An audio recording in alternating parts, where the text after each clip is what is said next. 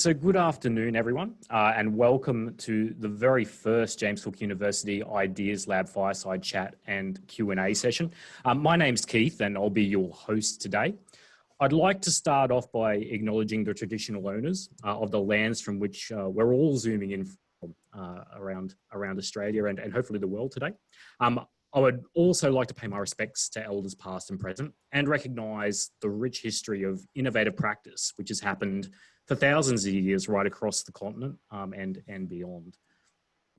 So a little bit of housekeeping before we crack on. If you'd like to ask a question, which is what this session is all about, please jump into the Q&A thread below. We'll try to get through as many queries as we can within the 40 minutes and keep it as a nice flowing conversation. Our Fireside and Q&A sessions are recorded and posted on our website and our socials for future reference. So keep that in mind. If you'd like to access this recording, or if you're in the F&Q region, are interested in our future events, or have a broad interest in innovation and entrepreneurship, make sure you check out the JCU Ideas Lab site and register for our updates. We'll post that link in the chat. And also don't forget to follow JCU Connect on Facebook and LinkedIn. Those links will also be posted below. But without further ado, I'd like to welcome Alan Jones to our very first Fireside Chat. Now, Alan's a bit of a legend in the Australian startup scene. He's currently an entrepreneur in residence for the remarkable Disability Tech Accelerator down in Sydney. And is also raising a pre-seed and seed stage fund, Mate Ventures, in conjunction with Emily Rich. He's an early investor in a whole bunch of Australian tech startup venture funds, including Pollenizer, Startmate and Blackbird Ventures, and has also been an active angel investor both here and in the US with early stage investments in companies including Canva, Cardly and GigIn. Alan mentors founders in a stack of different programs, including those run by Blue Chili, Startmate, and Catalyzer. He's a regular tech guest for News Tonight on ABC2, and has been a contributor to the Fin Review, the Australian Smart Company, and Startup Daily, to name a few. Well, Alan, welcome.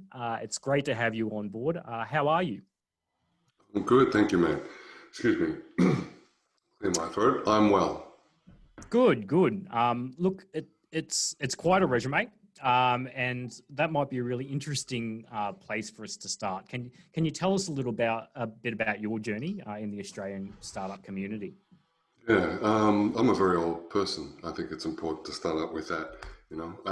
I actually got to watch the Apollo moon landings live on black and white television in my parents' home. First few years of my professional career, it was okay to smoke in the workplace. And in the first white collar job I had, there was a typing pool full of women who were typists for the men who were the professionals. So that's how old I am. But I started out in journalism, and sometimes people will tell you that journalism is a good preparation for startups and investment, because journalism teaches people to to lean in on their curiosity, to always be curious about what's going on, what's really going on, as well as what people say is going on. And it also trains you to ask difficult questions, confronting questions, questions that maybe people wouldn't want to answer. And both those talents, of curiosity and being comfortable asking difficult questions, come in very handy later in my career as an investor. So basically, when I first saw the World Wide Web, I thought, oh, this is going to kill the print journalism industry that I know and love. And I decided to make the switch from print to web. Most tech startups in Australia back then were really, online media companies. And so I joined one of those, and my career began. After about 10 years of being a tech startup co-founder, I decided it was time to get involved in angel investing, and the best way to learn how to do that was working with accelerator programs, because accelerator programs attract angel investors. So I learned a lot from some really great Australian tech angel investors, and over the years since then, I've been trying to balance a little bit of time with accelerators and a little bit of time with portfolio companies and potential investments. That's a big step to go into angel investing. Was that a long thought process for you, or was it something that came along pretty naturally? No, it was quite terrifying. So I'd been on the other side of investment negotiations before. I'd been a co-founder in companies that had raised money from investors, and that only gives you one little narrow window into the world of what it's like to be an investor and how investment decisions are made.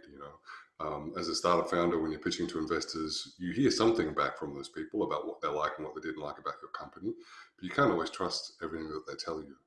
Sometimes they'll tell you, "Oh, you're too early for us," when really the true answer is perhaps something else entirely.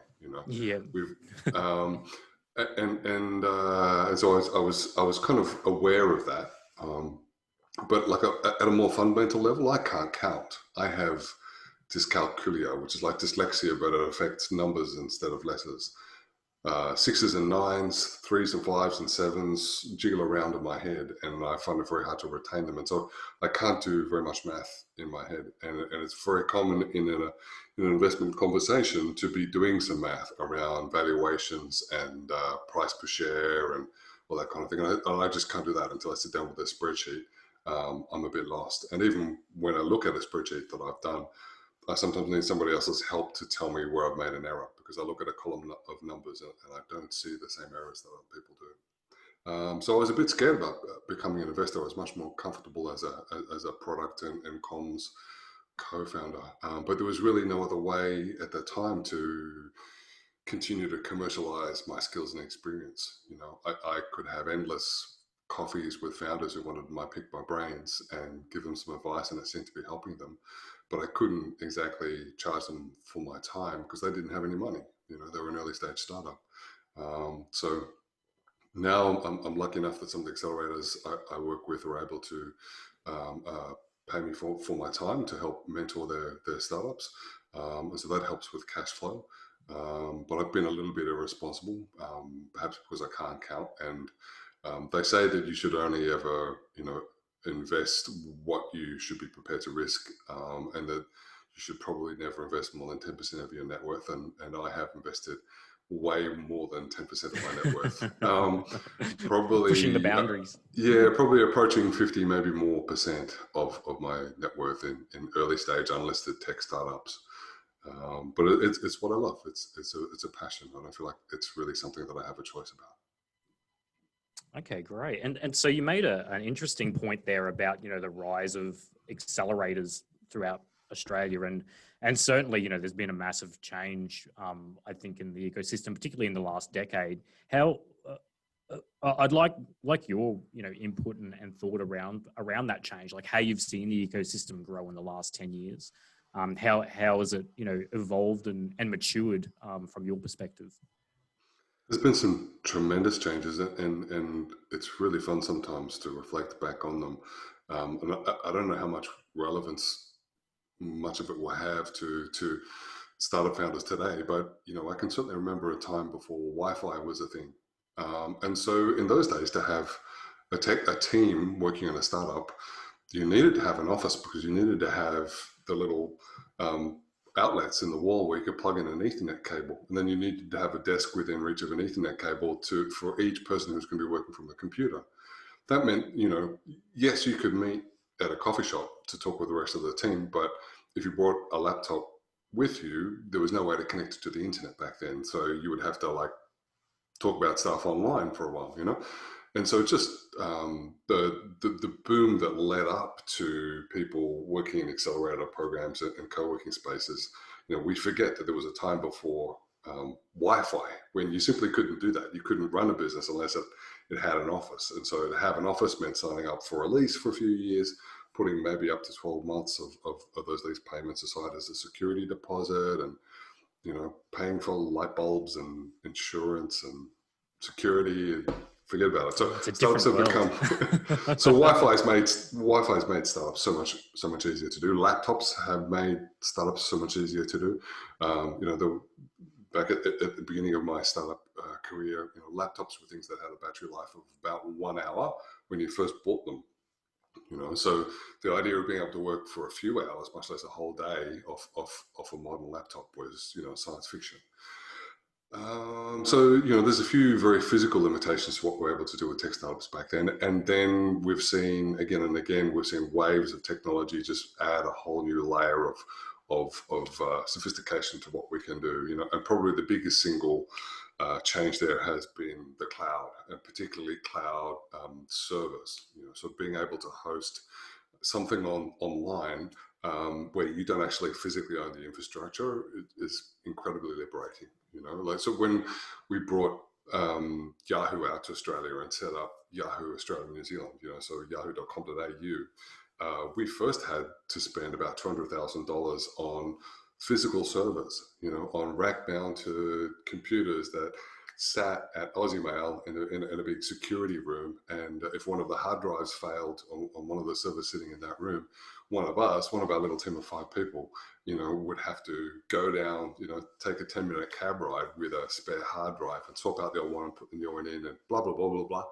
To be able to just spin up a new instance of something or increase the capacity of something, via a Microsoft or an AWS or a rack-based cloud server is just mind-bogglingly liberating for a startup these days. And then things like app stores and smartphones.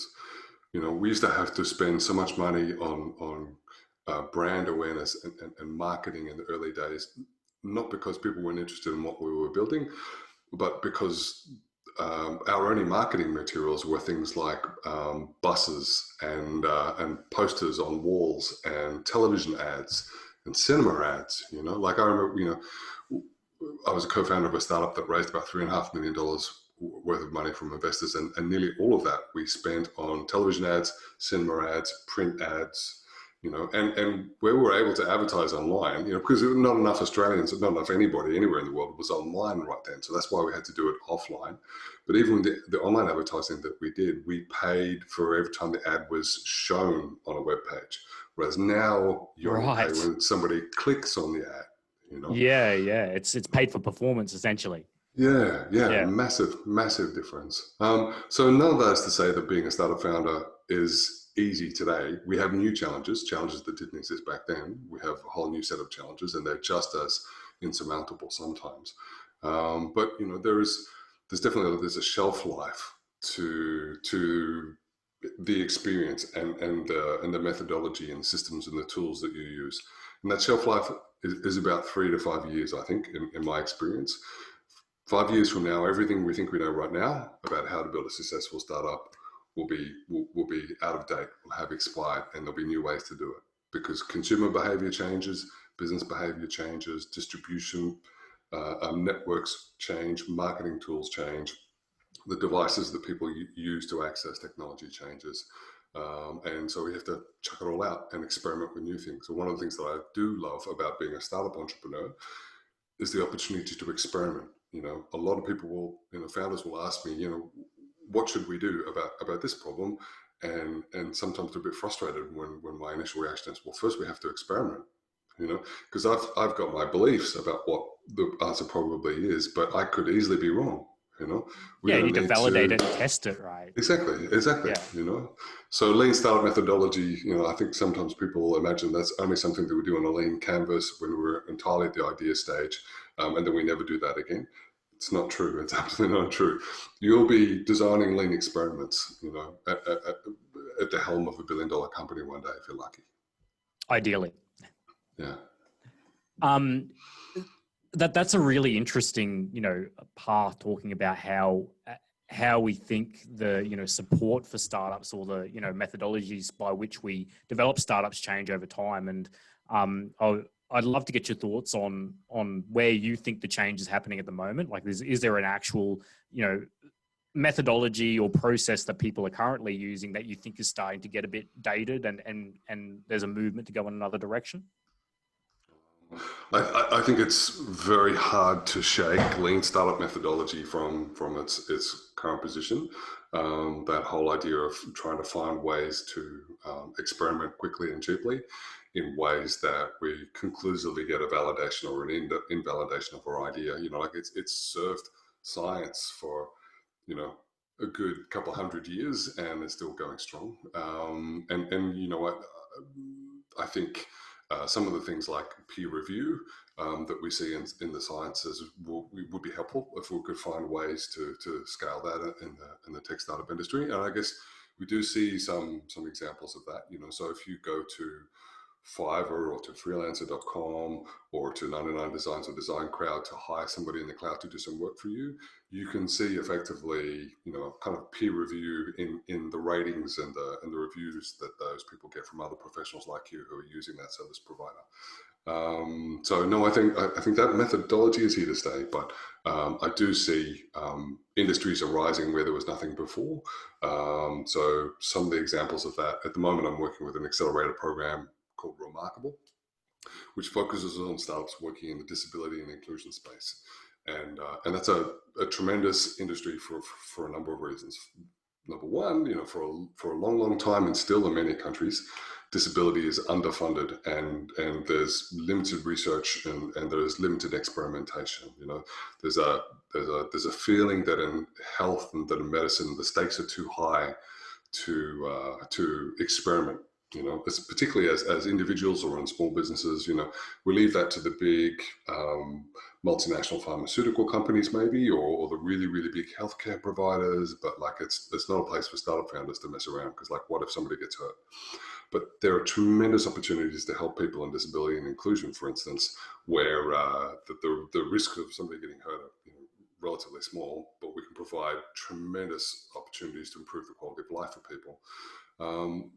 When you look at the technologies that are used to help people with disability, a lot of them kind of date back to the 80s and early 90s in the way their technology works. You know, there's a lot of stuff which isn't connected to the internet, which can't be updated over the air, which has fixed touch panels or knobs or buttons that don't change according to the context. You know, so one button only ever does one thing. So you end up with a control panel with 20 buttons on it. You know, we know from smartphones that interfaces don't have to be that way anymore. They can change in an agile manner according to what you need to do with the thing. You know, if we connect something to the internet, that we can make a hardware device smarter over time by adding new features via software over time, and also the device can start to learn from the user what it should be doing, and it can get better at doing things like moving forward and moving backwards, or turning right or turning to the left according to somebody's limited ability to control what they're doing.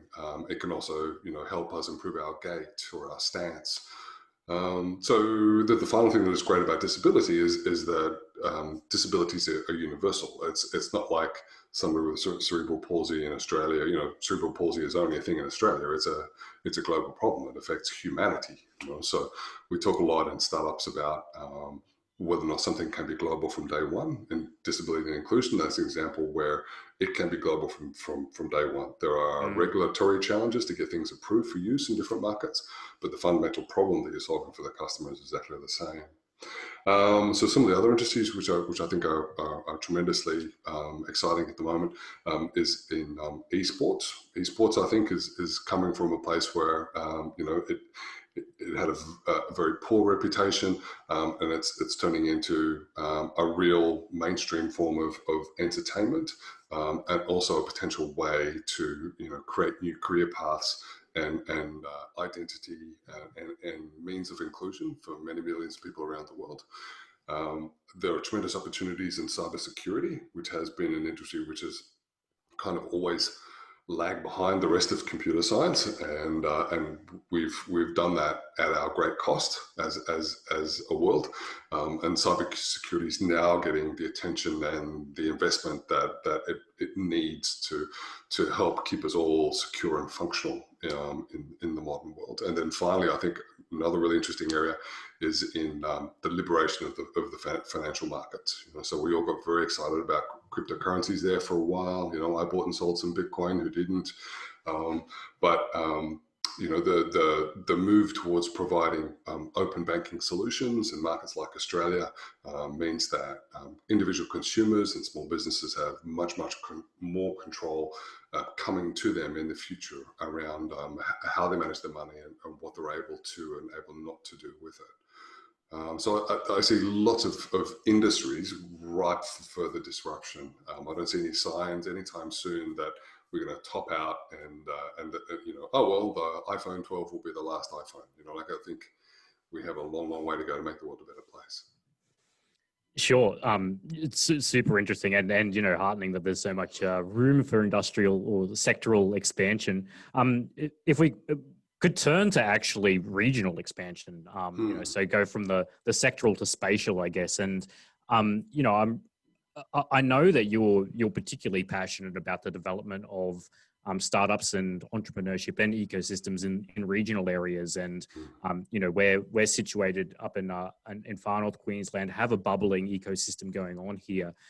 And that's much of the audience that will be, speaking with today. I was wondering if you have any, points about or thoughts around regional ecosystems and how they could integrate into the larger national and global ecosystem, and what some of the particular opportunities and particular challenges there are for entrepreneurs in regional areas to grow and scale.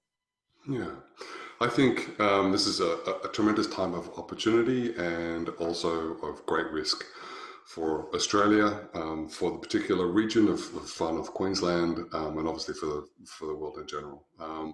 We're going into what may become the biggest or the second biggest economic collapse globally, and I lived through the dot-com boom and dot-com bust. I came into the workforce in the recession that Australia had to have. I paid 15 to 17% interest rates on my first mortgage, believe it or not, and through the GFC. So I have a great respect for the damage that a global downturn can do to economies, and we're already starting to see the potential limits to what an Australian federal government can do to protect all of our jobs and all of our businesses and all of our industries. We're really bumping up, and I think this, we're still in the very early days of this economic crisis, and already we're starting to feel like we can't afford to support everybody all of the time. So we are going to need to take some big, bold steps to help as many people as we can out through this. Mm-hmm. It's absolutely not a case of continuing on as before, and just waiting for everything to spring back. It's not going to happen, So when people say, in times of great crisis, there is also great opportunity, they don't mean great opportunity to hold on for a little while and everything will be back to normal. What they mean is we have to make big, bold steps. Some of those big, bold steps aren't going to work. That's a necessary cost of trying to do different things for the first time. But some of those big, bold steps will be the only things that save us, or as many of us as possible.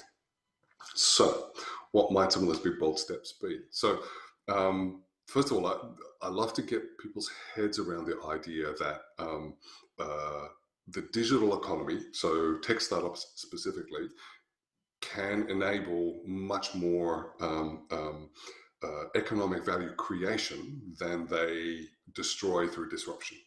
Okay, so work with me here. Yep. But, getting my head around that.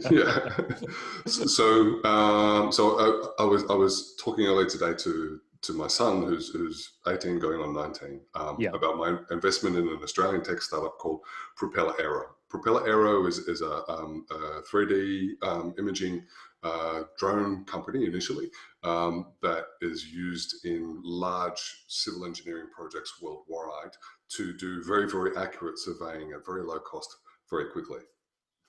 Cool. So say you've got a large mining project in Queensland, what you typically do to keep track of how much ore you've got sitting in piles around the place is you send out a surveying team of 3 or 4 people, and they spend maybe 2 weeks every month to 6 weeks doing one survey, and that might cost $20,000 each time that they do that.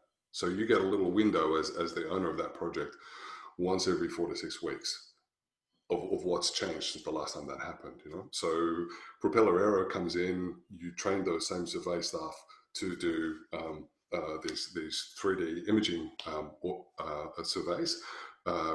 You're level of detail goes up 1,000-fold, because now you can map to a much more accurate degree exactly how much oil you have sitting in piles around the place. And you can do it as frequently as you can send that team out. So maybe if it's a rainy, windy day, you don't send the drones up, but every other day of the month, you can know exactly how much oil you have coming in. And that's so cool. So the first reaction, when you tell somebody about Propeller Arrow, is they worry about, well, what happens to the 4 people who were doing the surveying? So what you're actually doing for those surveying people is not replacing them with drones. What you're saying is that each one of those people is now worth so much more to the organization and to the industry, because they're capable of covering so much more and providing so much data, and all of that data has incredible economic value to the company that they're doing that for. So that's an example. Often when we bring technology into an industry that hasn't been technology-led before, the first reaction is, well, what about jobs? We're replacing people with machines, with machine learning, with algorithms, with drones, with bots. What's going to happen to our trucking industry when we don't need truck drivers anymore? I prefer to think about that in terms of, if we can see those sorts of changes coming, how do we prepare that workforce for those changes, and how do we redeploy those people and skills to make sure that this is working as best as we possibly can? Another really important thing about regional development and startups is that, at the beginning of my career, the tech startup industry was based in Silicon Valley. And as an Australian tech startup founder, for me to have any impact at all as a startup founder, I needed to be in Silicon Valley. So much so that when Australia set up its first accelerator program, which was called StartMate, the founding hypothesis of StartMate was to give Australia's best technology founders a chance of succeeding. We have to get them to Silicon Valley as rapidly and as efficiently as possible.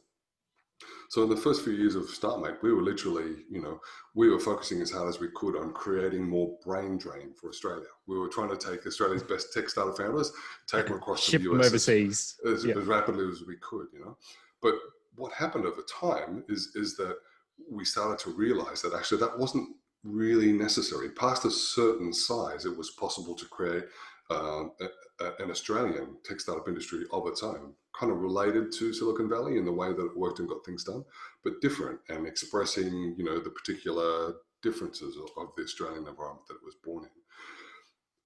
And lots of those technological changes that I talked about before, like the cloud and online messaging and Slack and all of that stuff. As soon as we started to move beyond email, that became possible. I used to run a team of 40 people in the cloud, and we would meet maybe once a quarter in person. And, that was impossible in the 80s, difficult in the 90s, and entirely doable today. And it's commonplace, right? So when you've got people working together in the cloud as efficiently as they would do if they're all sitting in the one workplace, where do they need to be? The answer is where they currently are. So if I wanted to be one of the best in the technology industry in the 1980s, I literally had no choice. I had to uproot myself and my family and move to San Francisco. Today, if I want to be one of the best technologists in the world, I can be anywhere, and I can be in far north Queensland. All I need is a good internet connection, and I can be connected to a team anywhere in the world. So we need to improve our connections in some places, some of the time. But when we think about Australia's and the technology industry is absolutely an export industry, so 99.9% of the market value that is out there for any tech startup to capture is offshore. So it's an export industry from day one. All of Australia's export industries are geographically focused. Mining is here, here, and here. Wheat and the grain industry is here, here, and here. The hospitality and tourism industry is here and here. Services and banking industry is here and here. Tertiary education is here and here. It's all geographically based. But the tech startup industry can be anywhere with an internet connection. So that allows any regional center, any small regional town to be a source of technology industry talent if we foster that. So there's a few components to how we make that work. So I'm going to come to the most important thing we need to do last, if I may, and I'll start with the easy things, right? So the easy things are that, first of all, we need to encourage young people in a community to start to learn more about STEM, science, technology, engineering, and maths. And the easiest way to do that is to make that part of the school curriculum, and that's already happening in all states around Australia. So young people are starting to learn about those subjects, which are very important life skills at a much earlier age, and is becoming less of an unusual thing to study and more of a normal thing that everybody does a little bit of. You may never ever want to be a physicist, but for a period of time at school you learn some physics, and some of it sticks with you. You kind of know how gravity works. Sure. Same with so many things, and the STEM subjects are becoming part of that core curriculum. It's something that all of our kids will need to learn. So it's less marginalized. It's less weird to study. The next thing that we need is exposure to people like myself, who've clearly had too much caffeine, too excited about the topic, but who are able to inspire people to try new things, to learn new methodologies, and maybe join a team remotely that's working on some stuff. So that might be through a hackathon or a hackathon series. It might be through a national challenge, at a primary school or secondary school level. I'm one of the judging panel on an awesome program called the First Robotics Cup, which is a global competition for robotics for kids in primary school through to university. And it's absolutely first class. Every school should go and Google that today, FRC. So cool. And so we've got to give them things which align with their interests and values and the way they like to spend their leisure time. So they're not just doing it trapped in the classroom, but it's also something that they seek to do on the evenings and weekends that they have available to them. The next thing we do is that, 1 in 100 maybe of those kids might decide, I'm gonna code an app. I'm gonna build a little e-commerce store and start selling my own t-shirts. This is one of my own t-shirts. We can hear you loud and clear. And so those kids might be fortunate enough to be able to bootstrap their idea into a business that is as good or better than stacking shelves at Coles or delivering newspapers or however else young people choose to make their money. And in fact, I know a couple of people, there's a couple of smart young kids in far north Queensland who are successful app publishers on mobile app stores. App stores are a really great way for a young entrepreneur to find a market, or at least to find out whether or not the market likes what they're building. And what they may need, if they're unsuccessful bootstrapping, or if they are more ambitious and want to go another way, is for somebody to invest in them and in their idea. So we have, at the moment in far north Queensland, a number of high net worth individuals, family offices, and those people have made a bunch of money through other industries, tourism, agriculture, mining, cattle, whatever. And those people might read, about Mike Cannon-Brookes and Scott Farquhar from Atlassian, or Melanie and Cliff from Canva on the front page of the AFR, and go, isn't that inspiring? I wish there were some kids from far north Queensland having a crack at something like that. Well, here's your chance. So consider becoming an angel investor with some of that money that your existing business is throwing off. And you get to do a couple of things. You get to help start create a new technology industry in your regional part of Australia.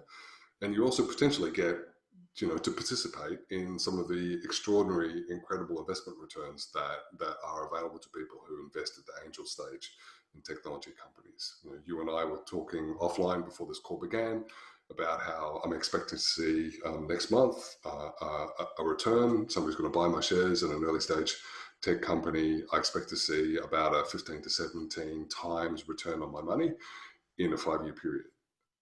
It's pretty great. It's an awesome return. Yeah. Well done, by the way. Congratulations. Thank you. Now, I'd love to say that every investment that I've made delivers that kind of return. I don't know that. I don't know that for sure, but it's possible. This ties into a really nice question, actually, I just got from Erica in the feed. So she's curious about whether you think investors recognize that there's real potential in areas like this, and there's a thirst to go out and find great startups that are doing their thing, and investing in the region. And maybe a follow on from that, or an extension of that, is if not, or if that's a challenge, how then do we develop something internally? I know that's what you're sort of angling towards now, is the development of an angel angel investment up here, or solidification of it. How does that investment piece work in regional areas?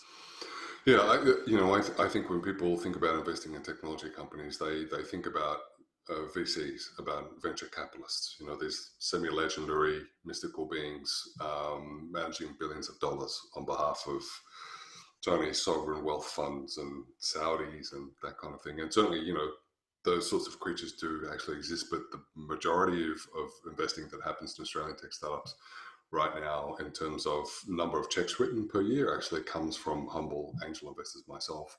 And I'm in the minority as somebody who actually comes into this from the technology industry itself. Most of Australia's tech angel investors come from property, come from primary industry, come from mining, and this has become something of a hobby, perhaps at first, and then become, really quite compelling and also financially rewarding for them over time as they evolve their own investment hypothesis.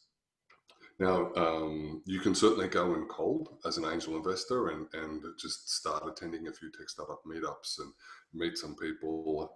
You can read some books that Amazon will recommend to you about angel investing, but you can also join an existing group of angel investors or be one of the founders of a group of angel investors. And then you get to do what I did with StartMate, which is just to kind of shadow other angel investors who already know how to do it. So investing in the same deals as them gives me an opportunity to see how they operate. It can be quite a public process where you get to observe, and it used to involve me having to go along to coffees and lunches and dinners with people. Now I just sit on the same Zoom call as them. So it's never been as easy as it is right now to learn how to be an angel investor. Yeah, right. So it's a bit of proactive, menteeing, basically. Yeah. The other advantage the other two advantages of being part of an angel investor syndicate or network is first of all, whoever has the most capital has the most power in deciding what the deal terms are. So perhaps yourself, you don't have a whole lot of money to work with, but as a network or a syndicate of 10 or 20 investors, perhaps you can bring a couple of $1 million to the table, and then you have very much more say in what happens. The other thing is you can also, bounce the same investment opportunity off a number of different people who will all have their own filter, their own lens that they're looking at that deal through. You can learn from that person's filter, but you can also test your own assumptions. You can conduct your own lean experiment on, well, if I think this kind of company or this kind of founder or this kind of business opportunity is going to be a good one, let me record that as my opinion today, and let's see how that works out in 6, 12, 18 months time. Usually only takes that sort of time before you start to see whether or not the company's tracking along the lines that you expected. So I would say keep it within that 10% of your net worth. Don't invest money that you can't afford. I'm not a licensed financial advisor. I'm not giving you financial advice. I'm just telling you how I got started. But an angel syndicate in Far North Queensland could get together and meet in person. A bunch of people who know each other could agree over the next 3 to 5 years to each invest up to $100,000, and then amongst 10 people, you've got $1 million. You're off and away, and then you can lean on existing investment groups. So there's a Brisbane Angels, there's a Sydney Angels, there's a Melbourne Angels. All of those syndicates will tell you how they operate, the sorts of structure, the sorts of decision making that they use, and there are even online platforms that will help you manage the syndicate online to reduce the amount of paperwork and effort you do. There's a great platform called AngelList. It's built for US investors, but it's totally doable as an Australian investment solution as well. And that can just help with providing one place to put all of the deal flow, all of the documents about all of the companies you're looking at. one place for everybody to talk about whether or not the syndicate should invest in that company, and one place to record how much of each syndicate investment each individual investor owns. Okay, great. I've got another one Final piece. Sorry.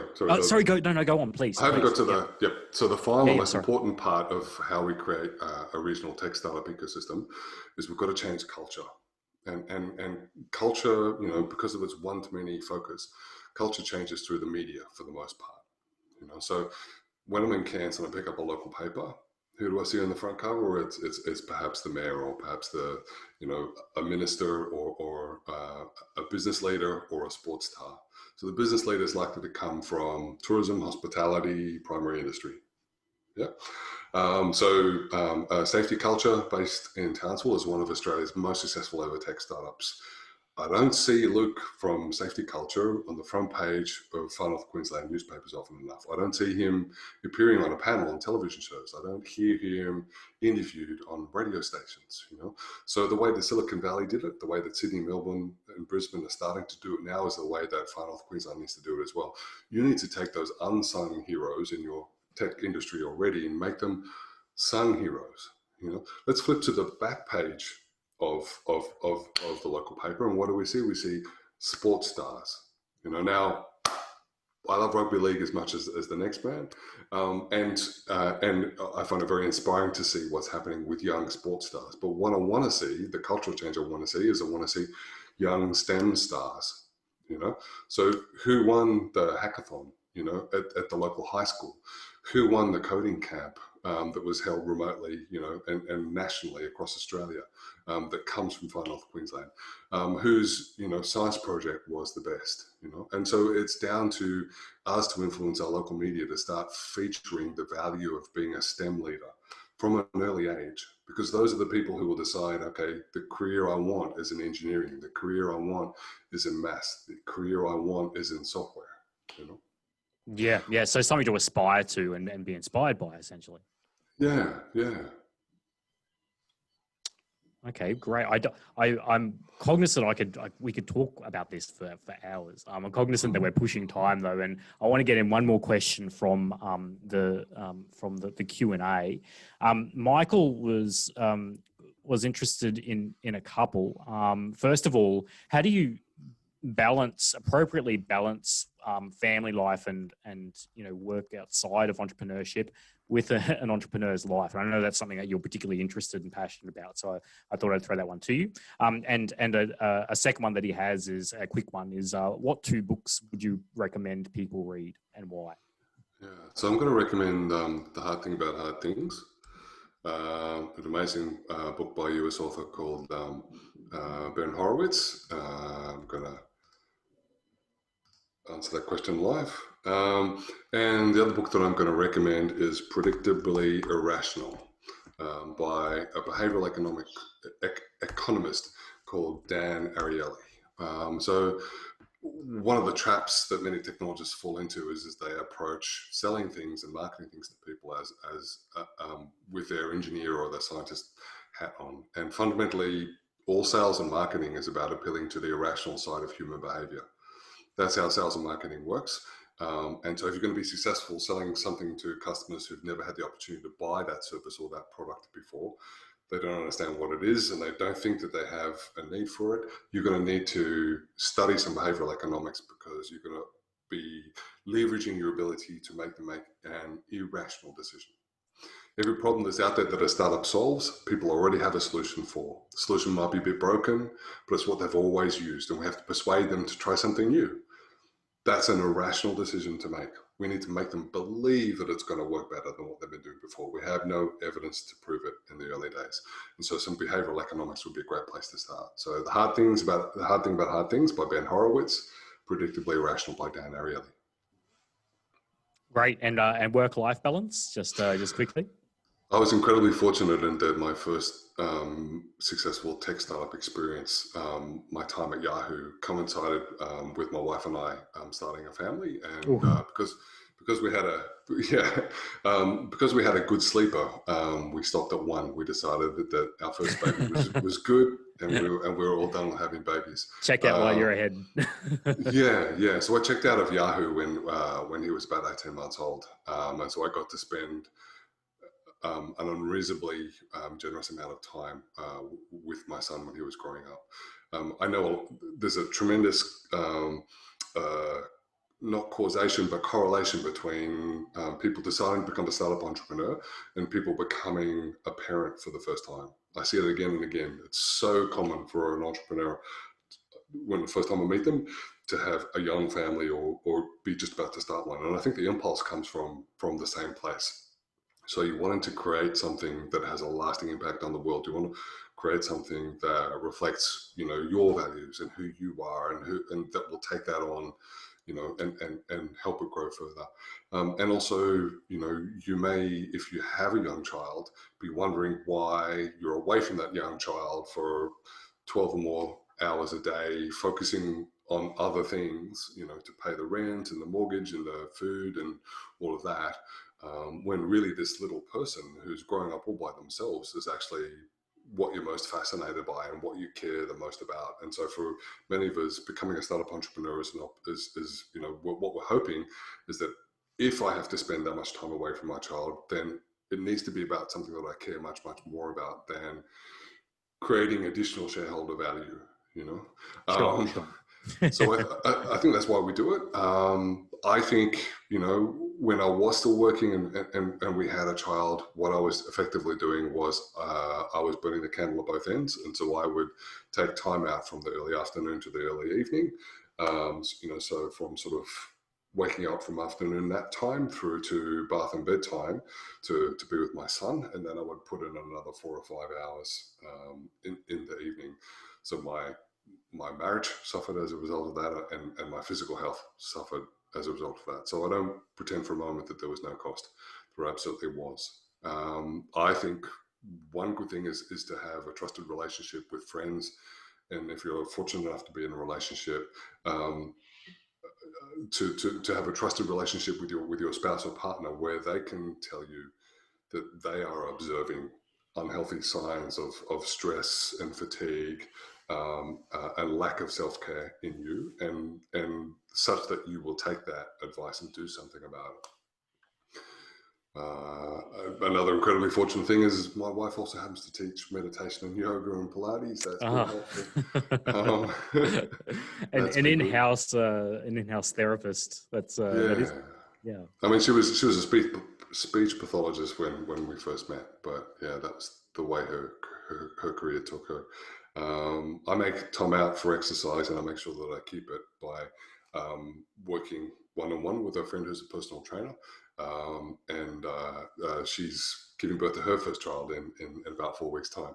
But knowing that she's gotten up at 5 a.m. in the morning to meet me in the dark at the beach, and I'm her only customer, I have to show up because I know that she's going to be there. She's rock solid, dependable, and so I always get my exercise in because I can't let her down.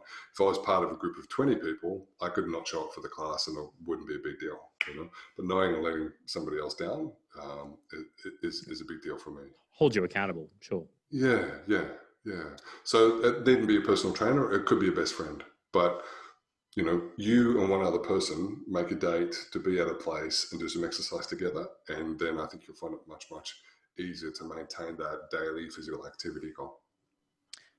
Excellent tip. Look, my timer is flashing on me, so we might have to wrap things up here.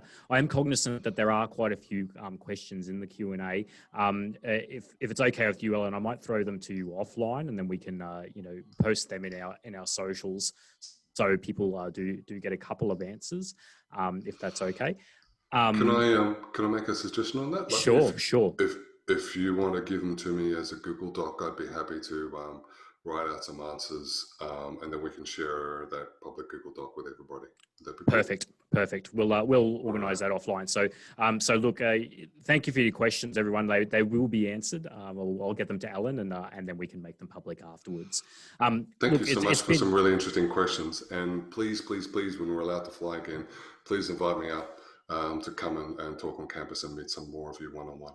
That was going to be my final question for you when you're going to come up to visit us up here and in the Ideas Lab. And I know there'll be a bunch of people up here that will be really, really interested in meeting you. So look, thank you. Thanks for joining us and taking the time. We really appreciate it. Thanks everyone else for joining us as well. It's great to have you here for our very first virtual event and very first Fireside. The Ideas Lab's opening in August, so we're just a couple of weeks away now. If you'd like to keep posted on our opening and all of our future programming, make sure you jump onto the site link that's in the chat, pop in your details on the registration page and we can be in touch. But thank you, Alan. Thank you, everyone else who attended. I wish you all a good afternoon and a great weekend as well. Thank you.